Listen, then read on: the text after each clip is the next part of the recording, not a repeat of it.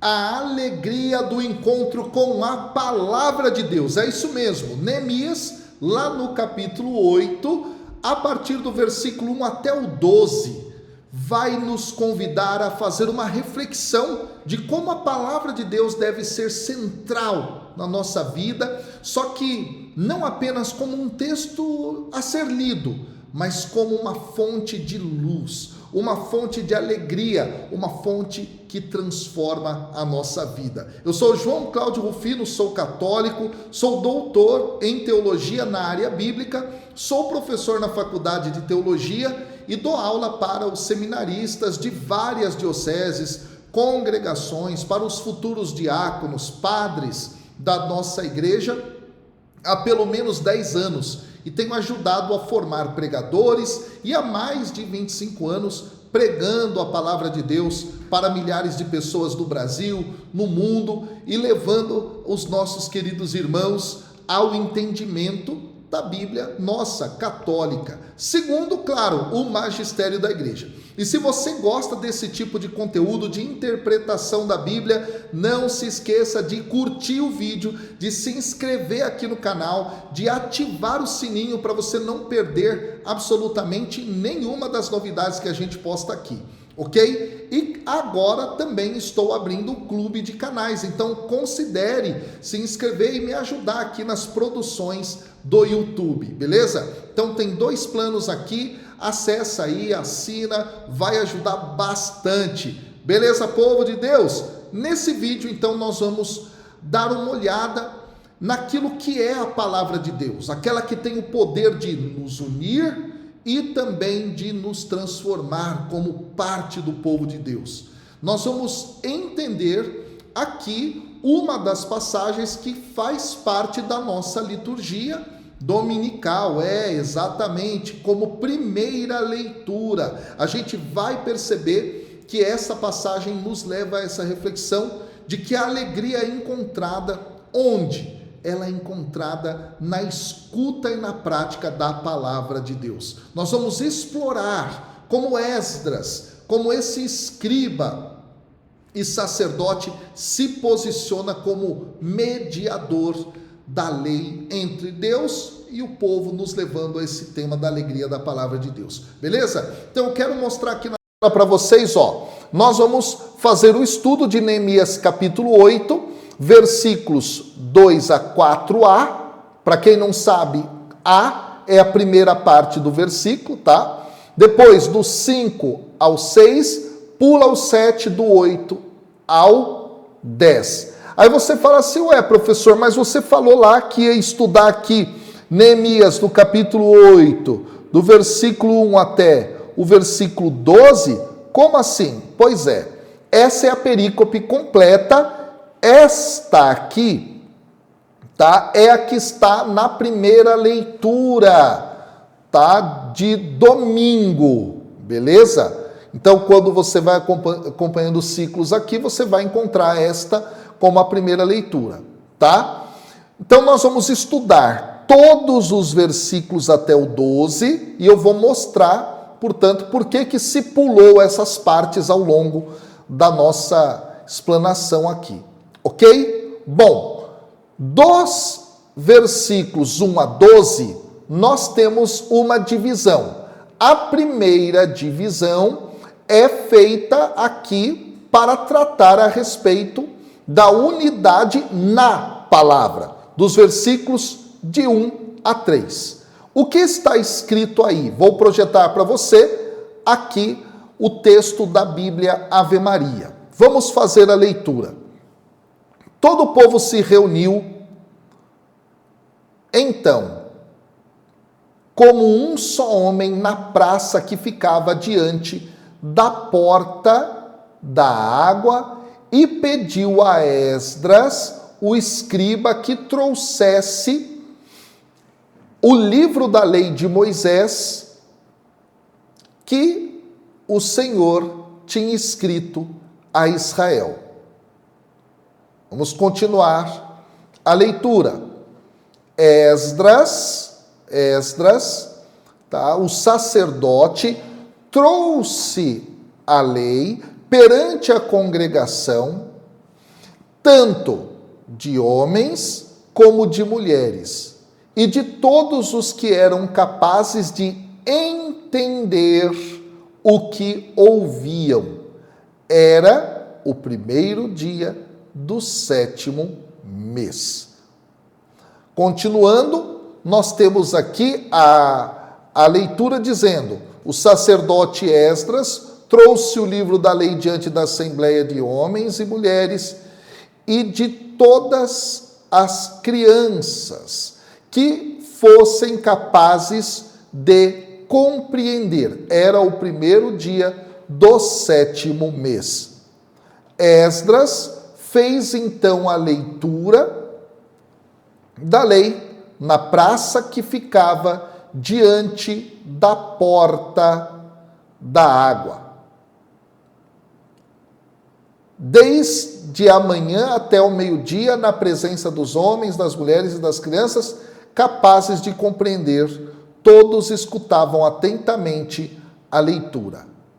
Bom, pessoal, o que acontece aqui, tá? Nós precisamos contextualizar esse texto, tá?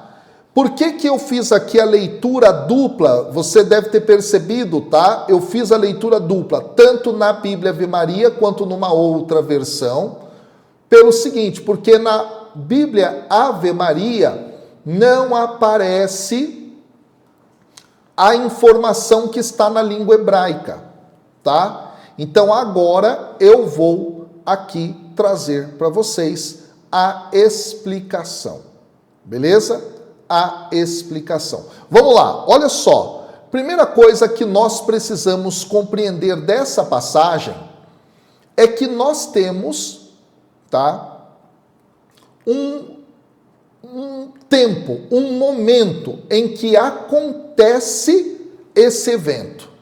Trata-se do primeiro dia do 7º mês. Esse ponto ele é importante. O primeiro dia de qual mês, então, professor? Do mês judaico chamado de Tishri. E o que é esse mês? Esse mês é o dia de uma festa, é a festa das trombetas. Essa festa das trombetas está lá no texto de Levítico, no capítulo 23, no versículo 24. O que esse dia marca, professor? O início do Rosh Hashanah, que é o ano novo judaico, lá no capítulo 23, repito aqui no versículo 24, mas se você voltar no versículo 23 e ir até o versículo 25 de Levítico, você vai ver isso. E essa era uma ocasião do quê, professor? Era uma ocasião de reflexão, de arrependimento, de renovação espiritual. E dentro, portanto, desse calendário judaico é o que está se celebrando. Então, há aqui uma liturgia judaica muito importante que vai estruturar a vida daquele que faz parte desse povo em torno, portanto, desse tópico de renovação, de mudança. Olha que dado importante. Um outro dado importante é que, sendo no 7º mês, você fala, mas 7º mês é o primeiro do ano? Sim, o calendário judaico é um calendário diferente do nosso, tá? O 7º mês também traz para nós uma simbologia bem interessante, porque o Shabat é o 7º dia. O 7º mês lembra esse Shabat, lembra, portanto, esse descanso, e também lembra a plenitude, o número 7. Tá? Então é interessante sabermos disso, por isso também que o Ano Novo vai ser celebrado nesse mês. E aí a escolha desse dia vai reforçar uma ideia, portanto, de restauração espiritual. Isso é dado bastante interessante. Quando a gente olha aqui o texto bíblico, a gente percebe que o texto bíblico também fala para nós a respeito do lugar onde eles se encontravam, tá? Volta aqui o texto bíblico só para você poder ter uma ideia, ó. Olha aí que interessante, tá? O texto nos fala que eles estavam numa praça diante da porta da água. Vamos entender isso, pessoal? Vamos lá? O que é isso? O que é essa porta das águas? Essa porta das águas era também conhecida como o portão da fonte. Em hebraico, Sha'ar Ha'ain. Isso vai aparecer onde? Em Neemias, por 3 vezes a referência. E onde fica essa porta? Ela é localizada no lado oriental da cidade antiga de Jerusalém, próxima a uma fonte chamada Fonte de Gion. Essa fonte de Gion, pessoal, é uma fonte de água muito importante que leva a água para dentro da cidade santa de Jerusalém. E aí um dado arqueológico interessante sobre essa porta, ou esse portão, é que ele é original do período cananeu, para você ter uma ideia. E aí a gente está diante de algo que vai ter uma importância simbólica, teológica e prática bastante importante, porque a água, dentro das escrituras, frequentemente vai ser utilizada como símbolo de purificação. Lembra lá Ezequiel capítulo 47, onde vai aparecer bastante a respeito desta dimensão da água? Pois é, a água também vai ser símbolo de vida dentro das escrituras. Portanto, eles estão num local onde evoca tudo isso. Então, eu quero que você imagine a cena desta assembleia aí.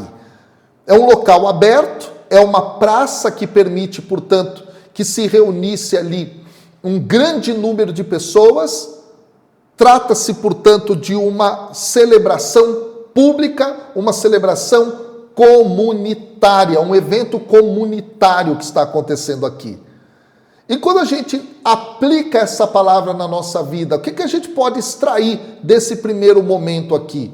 A gente pode considerar, gente, essa assembleia do povo como uma demonstração da importância da comunidade para a vida espiritual. Olha que lição bonita o texto está trazendo para a gente. O povo vai se reunir e se reúne como se fosse um só homem. Isso nos lembra o corpo. O corpo. Imagem essa que vai ser usada lá na frente no Novo Testamento para a designação da igreja. Paulo usa essa imagem.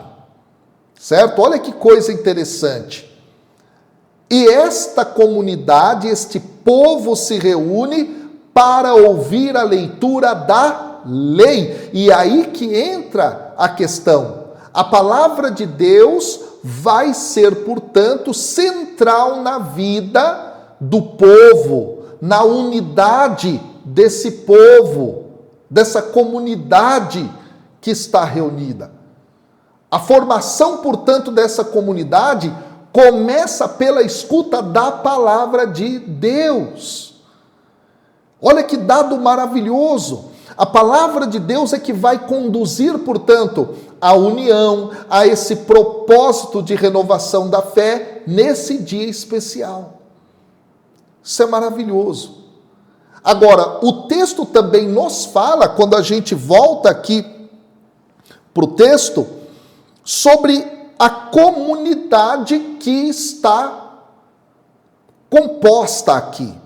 Olha que coisa maravilhosa. O texto nos fala aqui de homens, de mulheres, de crianças. Olha que coisa maravilhosa.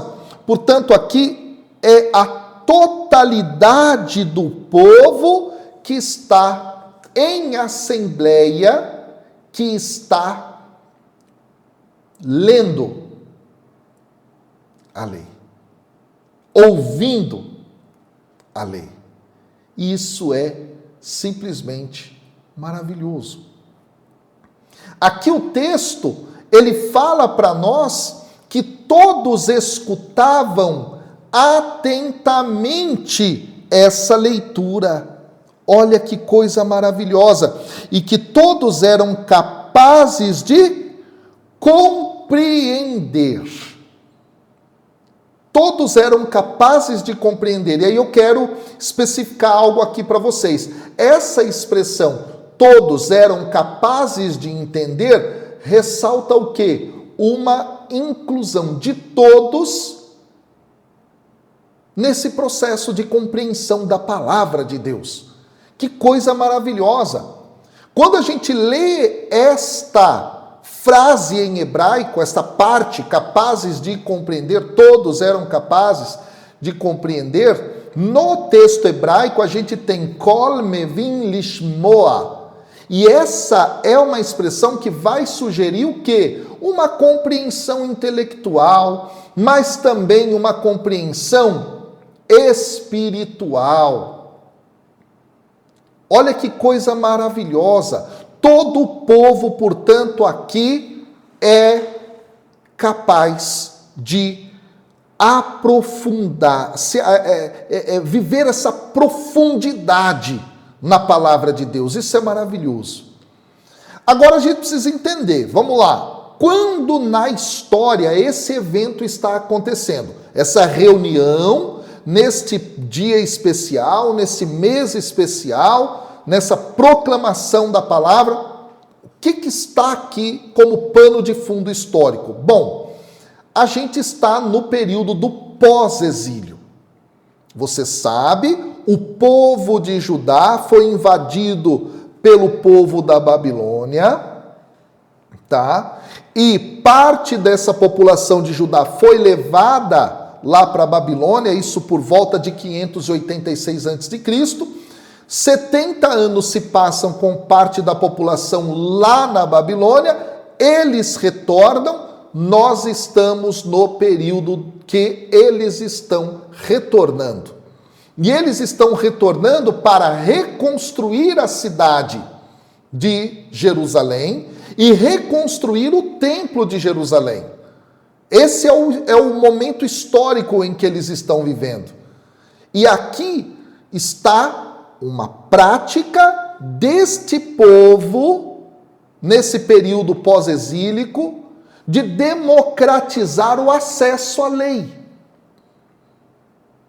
Então, todo o povo agora vai ouvir a lei do Senhor. Trata-se, portanto, de um contexto muito especial aqui. Por quê? Porque durante o período do exílio, o povo tinha se dispersado, tinha se enfraquecido. A identidade do povo estava posta em risco. E nesse momento, então, o que vai acontecer? Ora, eles vão se reunir para ouvir a palavra de Deus na sua totalidade. E isso vai fortalecer a identidade deles, vai fortalecer a visão que eles têm sobre a missão que eles têm enquanto povo de Israel. Tá? Isso é muito bonito. Aí a gente entende aqui, do ponto de vista pastoral, que há uma inclusão dessa assembleia, uma inclusão, todo o povo, homens, mulheres e crianças, agora estão incluídos nesta dinâmica do conhecimento da palavra, o que os leva a viver bem a sua aliança com Deus. E, portanto, essa aliança é para todos, independentemente do gênero masculino, feminino e da idade que tem. Então é muito bonito isso. Nós temos aqui, portanto, uma aplicação a ser feita na nossa vida, não é? A aliança com Deus é para todo o ser humano. Primeiramente a partir do povo de Israel, mas depois isso estendido a todos os povos, como a gente vai ver dentro do Novo Testamento. Vale lembrar Gálatas, lá no capítulo 3, não é, onde o apóstolo Paulo fala dessa universalidade da salvação. Aí vamos para os versículos 4 a 8 agora, tá? Onde nós teremos o tema do entendimento e da clareza. Então a gente entendeu o dia, o lugar onde eles estavam, não é? O que estava acontecendo ali. Agora vamos para o tema do entendimento e da clareza, e nós temos então o texto assim. o escriba Esdras postou-se num estrado de madeira que tinham construído para a ocasião. Ao seu lado encontravam-se à direita Matatias, Semanias, Urias, Eucias, Maasias, e à sua esquerda estavam Fadaías, Misael, Melquias, Hassum, Rusbadana, Zacarias e Mesolã. Bom, aqui a gente precisa entender o seguinte, não é? Na leitura da liturgia, todos esses nomes saíram, tá? Para não ficar pesada a leitura. Ponto. Mas o que é importante para nós entendermos aqui? Primeiro, quem é Esdras? Quem é Esdras? Tá? Esdras vai ser uma figura muito importante na história desse povo no período do pós-exílio da Babilônia. De acordo com os textos da Escritura, ele era um sacerdote, descendente de Arão, portanto um levita, descendente de Arão, tá? E vai ser um escriba também, versado na lei de Deus. Ele chega em Judá, ele estava lá entre os exilados, tá? Então ele chega em Judá com um grupo desses repatriados e ele foi recebido na terra e ele tinha, não é, a sua vivência toda diante de uma missão. Por quê? Porque um rei persa, que era o grande império da época do retorno, tá? Um rei chamado Ataxerxes vai dar para ele um mandato. Ele tinha que resolver problemas cultuais em Jerusalém. Então a missão que ele recebe de Ataxerxes vai ser uma missão bem-sucedida, vai ser compreendida como sendo uma intervenção do próprio Deus na terra. Então, olha só que figura importante aparece aqui, que é esse tal desse escriba Esdras no texto bíblico, tá? Inclusive, o próprio texto bíblico vai dizer que a mão do Senhor Deus estava sobre Esdras, né? E o rei dava tudo para ele, tudo o que ele precisava, para você ver aqui como é interessante. Aí o texto fala aqui que ele subiu num estrado, tá? Aqui, ó, aqui tá aparecendo no texto, né? Que ele subiu no estrado de madeira. Bom, aqui fica a pergunta. Onde ele subiu para ler a lei? Num estrado? Aí que vem o detalhe. Quando a gente olha o texto, tá? O termo estrado em hebraico é o termo migdal. Migdal, tá? Em hebraico, esta palavra migdal, ela vai ser usada de forma rotineira dentro das escrituras para se referir a quê? A fortalezas em forma de torre.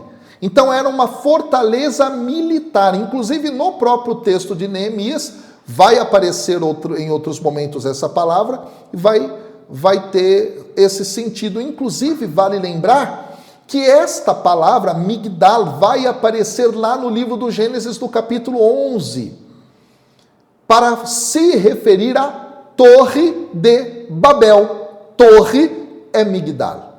Inclusive Maria de Magdala, ou Maria Magdalena, é a Maria da Torre, porque não é, se sabe que ali naquela região havia uma torre militar romana. Olha que interessante, tá? Bom, de todo modo, essa plataforma deve ser grande o bastante para conter Esdras e os 13 companheiros que são citados aí no texto. Interessante, né? Então, essa imagem que a gente tem agora aqui, não é? Esdras na frente do povo reunido, na porta da fonte, tá? Lá no alto, com 13 homens, e ele vai proclamar, então, a palavra de Deus, e isso está a partir do versículo 5. Olha o que é dito lá no texto. Olha aí, ó. Esdras abriu o livro à vista de todo o povo, porque estava acima dele. Abrindo ele, todo o povo se pôs em pé. Aí vem o versículo 6. Esdras bendisse o Senhor, o grande Deus, e todo o povo respondeu, amém, amém. E levantando as mãos, inclinaram-se, adoraram o Senhor com o rosto em terra. Que interessante, não é? Quando a gente lê o texto em hebraico, aparecem termos aqui para dar conta da reverência, da adoração, que dentro do Antigo Testamento, rotineiramente vão fazer parte desse processo de adoração a Deus. Então, aqui o texto quer enfatizar que o povo respondia de verdade Deus, à voz de Deus, em adoração. E não só com as vozes, mas também com seus corpos. O corpo inteiro deles demonstrava isso. E isso nos lembra um momento bonito da aliança que Deus firmou com o povo de Israel lá no deserto, no Monte Sinai, em Êxodo no capítulo 19, 20, 21, 22, 23 e encerra no 24. Interessante, não é? Lindo. Vamos para o versículo 7. Um conjunto de nomes bastante diferentes aqui vão aparecer. Vamos lá para o versículo 7. Ó. E Josué, Bani, Serebias, Jamim, Acube, Sabatai, Ródias, Maazias, Selita, Azarias, Josabade, Hanã, Falaías e outros levitas explicavam a lei ao povo e cada um ficava no seu lugar. Vamos lá. Primeiro, o versículo 7 não entra na liturgia. Você já deve ter percebido aí, tá? Ele não entra na liturgia, mas vale a explicação. Bom, aqui a gente tem 7 levitas. E estes, ou melhor, 7 levitas, dentre esses, que vão assinar um compromisso, tá? Lá em Neemias, no capítulo 10. Então aqui é Josué, Bani, Serebias, o Ródias, o Selito, o Hanã, o Falaías, vão assinar esse compromisso, um compromisso de levar a palavra de Deus ao povo. Tá? Então é interessante que a dinâmica que está posta aqui é, a palavra é proclamada e depois, entre o povo, estes homens vão levar uma espécie de explicação, de catequese. Então, isso também é uma lição, tá? Isso também é uma lição. A proclamação é feita, mas existe um processo de explicação mediante homens escolhidos por Deus no meio do povo. Aqui a gente pode ver a figura de um catequista, de um padre, de um diácono, de um pregador. Eu acho esse texto realmente muito bonito. Vamos ao versículo 8, tá? Vamos ao versículo 8, ó. Liam distintamente do livro da lei de Deus e explicavam o sentido de maneira que se pudesse compreender a leitura. Que coisa maravilhosa aqui, gente. Olha que coisa maravilhosa. Então, primeiro a gente destaca que o texto está colocando os verbos liam e explicavam no plural, tá? Então não ficava a cargo apenas de uma pessoa a explicação da palavra. Tá? Olha só, então outras pessoas contribuíam nesse processo. Agora, o texto fala que eles liam distintamente.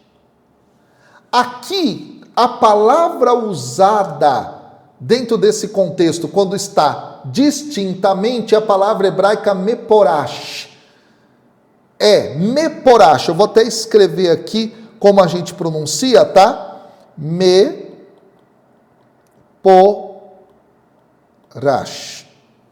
tá? Meporash. O que a gente tem aqui? Essa palavra pode significar tanto claramente, quando a gente viu aqui, distintamente, né? Mas ela também pode ser traduzida por traduzir. Nossa, como assim, professor? Liam e traduziam. Então, esse termo meporash pode significar traduzir. E aqui pode ser a tradução do texto proclamado hebraico para o aramaico, que era a língua do povo. Então, pode ser isso o que está acontecendo aqui. Interessante, né? Interessante. Agora, como é que a gente aplica isso na nossa vida? Aqui talvez uma reflexão sobre como Esdras é um mediador, ele ajuda nessa proclamação, só que existe aí um conjunto de pessoas que o ajudam a levar para o povo a compreensão dessa palavra, explicando para o povo. Então, isso é muito interessante. Então, a ajuda aqui de pessoas para explicar ao povo. Outra coisa interessante que pode ser aplicada na nossa vida é que aqui não basta apenas a leitura, mas a compreensão do texto é importante.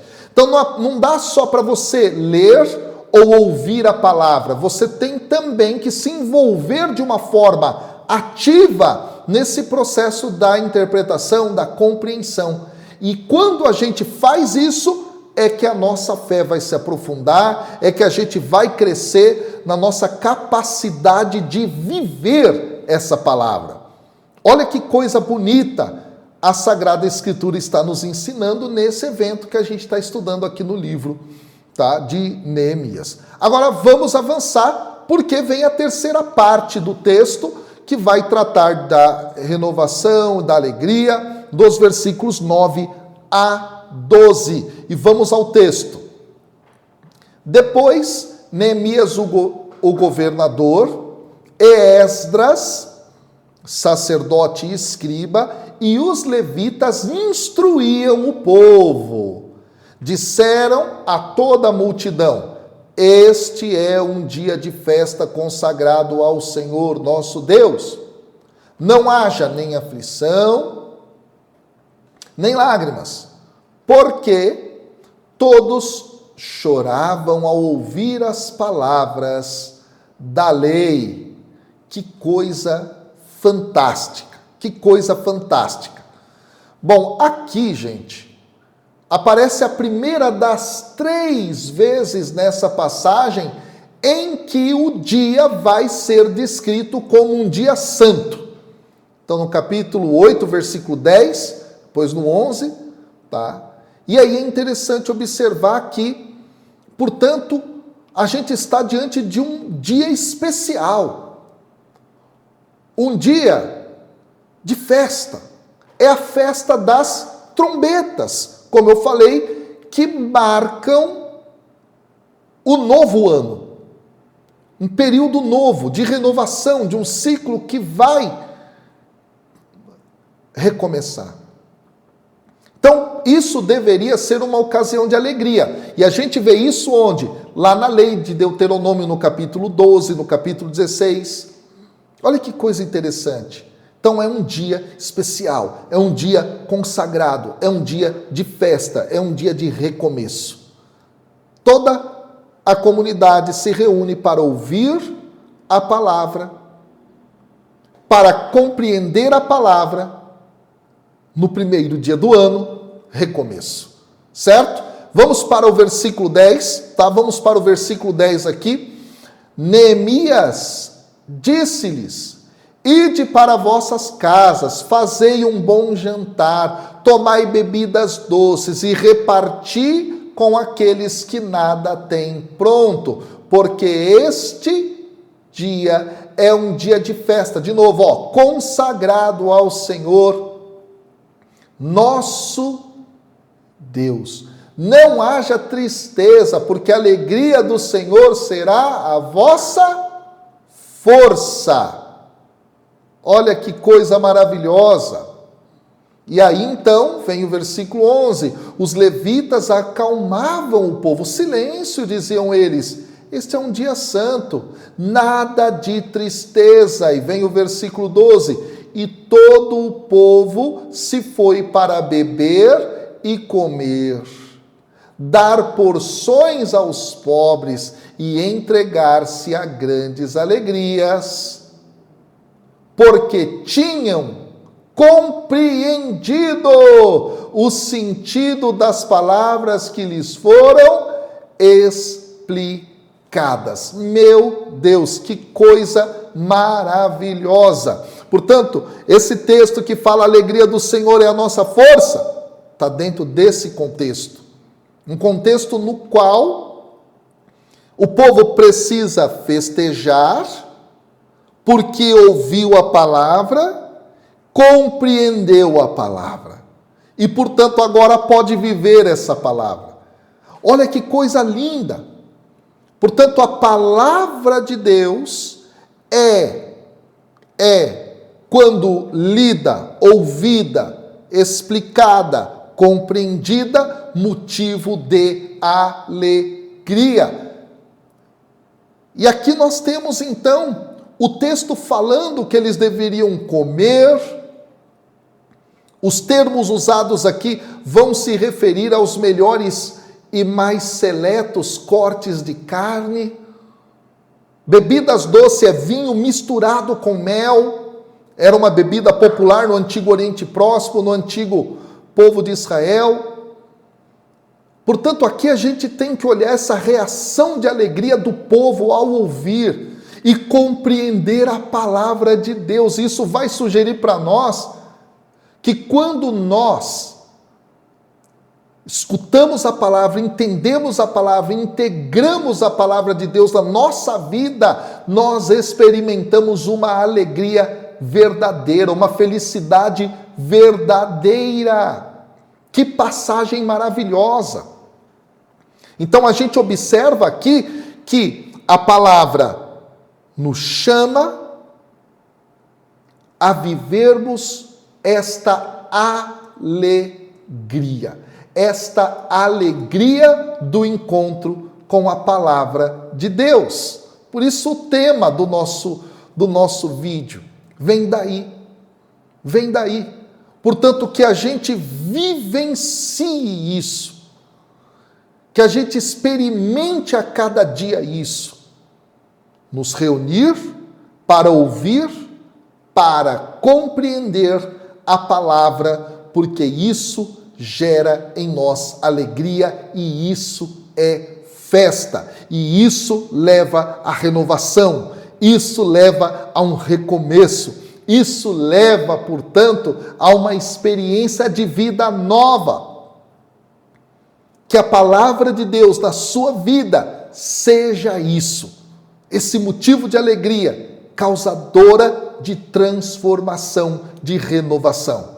E aí, o que você aprendeu nesse vídeo? Comenta aqui embaixo, beleza? Deixa aqui o seu comentário, pelo menos uma palavra de incentivo, tá? Outra coisa, se inscreve aqui no canal, ativa o sininho para as notificações e não se esqueça, se você quiser e puder, se torne membro aqui do canal e a sua contribuição vai ajudar para que a gente consiga mais e mais manter esse canal vivo para evangelizar. E se você quer também estudar comigo nas Sagradas Escrituras, no meu Instituto Propagador da Palavra, aqui embaixo eu vou deixar um link especial com o Bíblia Play, para que você possa, ao fazer a sua assinatura no Bíblia Play, ter contato com mais de 70 cursos bíblicos, mais de 700 aulas, é como um streaming, tá certo? Só de aulas bíblicas católicas, onde você vai aprender demais, tá bom? Deus abençoe, deixa aqui o seu like, até o próximo vídeo, valeu!